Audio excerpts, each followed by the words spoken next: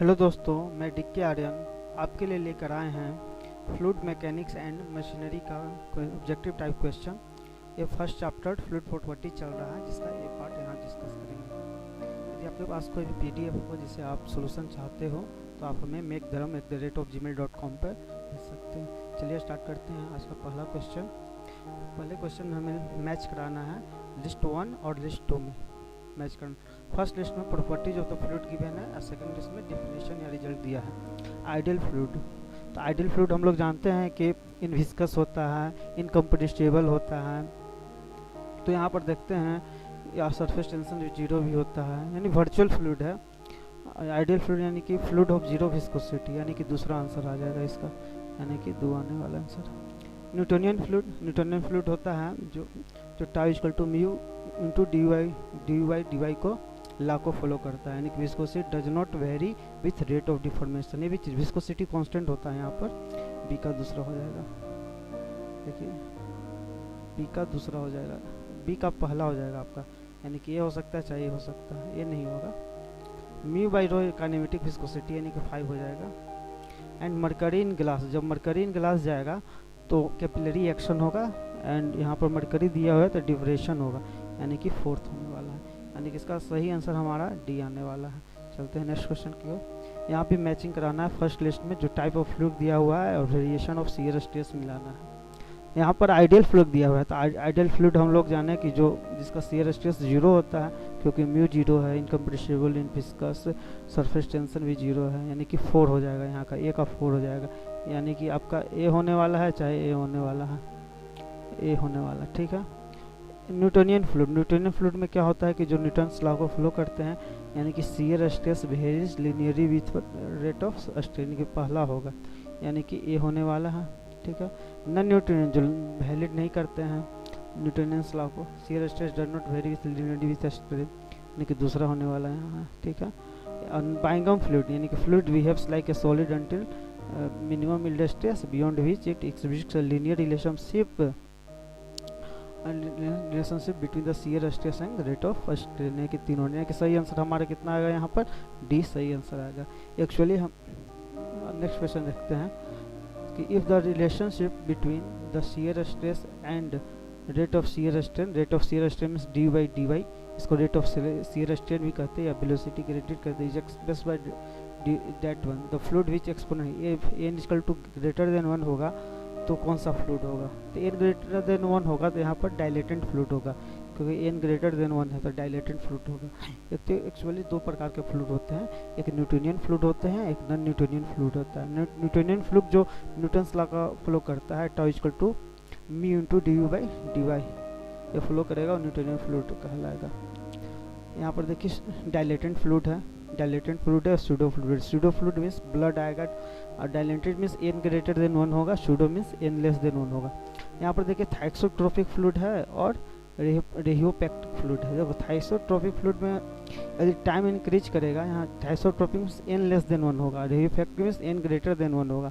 देखिए थाइक्सोट्रोपिक में जब टाइम इंक्रीज कराएंगे तो जो म्यू होगा विस्कोसिटी होगा वो डिक्रीज करेगा, म्यू होगा विस्कोसिटी होगा ये डिक्रीज करेगा। और रेहियोपैक्टिक में क्या होगा कि जब टाइम इंक्रीज कराएंगे तो विस्कोसिटी भी इंक्रीज करेगा। टाइम डिपेंडेंट दोनों फ्लूइड है। ये होता है बाइंगम फ्लूइड, टूथपेस्ट में जो फ्लूइड होते हैं वो बाइंगम फ्लूइड कहलाते हैं।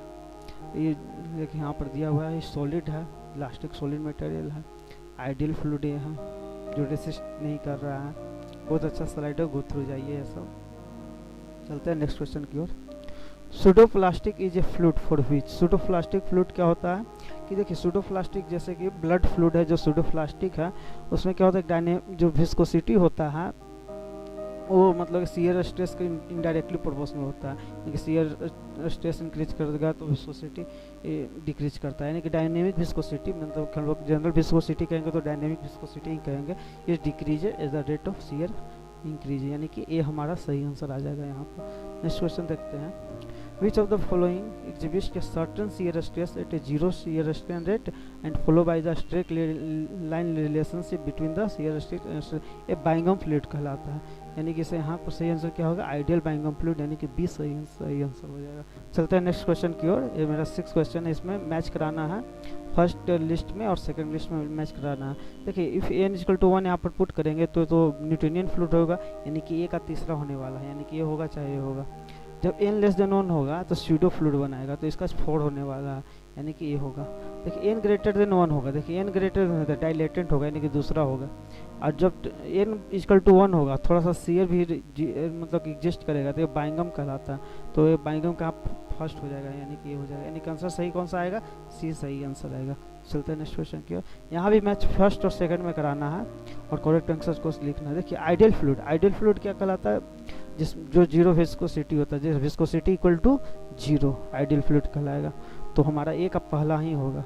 ठीक है। न्यूटोनियन फ्लूइड जो न्यूटन्स लॉ को ऑर्डर करता है, जिसका विस्कोसिटी भी इक्वल टू नॉन जीरो होगा न्यूटोनियन फ्लूइड का, कुछ वो तो न्यूटोनियन फ्लूइड है तो मतलब एग्जिस्ट करता है फ्लूइड, तो इसका भी नॉन जीरो होगा, यानी कि 2 और 3 दोनों में से कुछ भी हो सकता है, यानी कि ये भी आंसर हो सकता है, ये भी आंसर हो सकता है।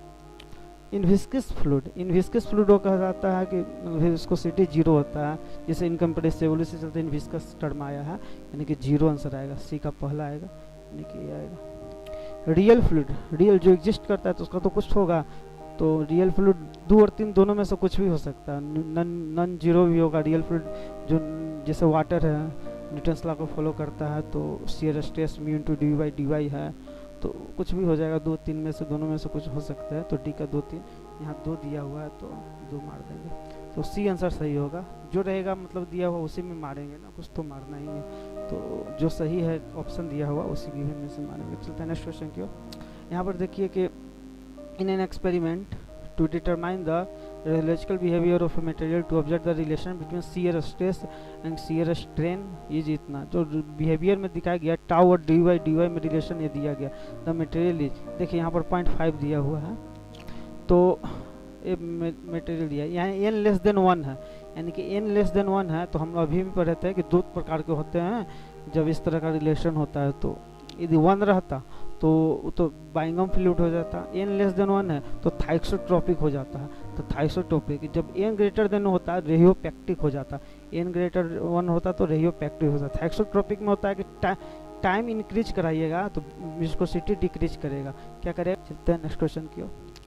Newton's law of viscosity relates, जो न्यूटन्स लॉ है वो क्या कहता है, तो शियर स्ट्रेस और रेट ऑफ शियर स्ट्रेन में देता है रिलेशन, यानी कि rate of shear deformation, strain को ही डिफॉर्मेशन कहते हैं, और शियर स्ट्रेस में रिलेशन देता है, मतलब कि Newton's law of viscosity directly proportional होता है। नेक्स्ट कहते हैं Newton's law of viscosity depends on, तो rate of strain rate of deformation एक ही चीज़ है, और शियर स्ट्रेस दोनों पर डिपेंड करते हैं, बाकी नहीं, मतलब कि अलग अलग चीज़ लिखा हुआ है, ध्यान से देखना है। Blood is non Newtonian fluid, हाँ ब्लड इज न्यूटोनियन लिखा है, ब्लड नॉन न्यूटोनियन फ्लूइड है, सूडो फ्लूइड के कैटेगरी में होता है, यानी कि ये गलत है हमारा। The rate of strain varies non linearly with shear stress for blood, ये भी बात सही है, the rate of strain varies non linearly shear stress of blood, हाँ बात सही है, इसे तो सूडो में गया है, यानी कि ये ट्रू स्टेटमेंट है, वो फॉल्स, मतलब ये फॉल्स स्टेटमेंट आपका है, फॉल्स है। चलते हैं नेक्स्ट क्वेश्चन की ओर।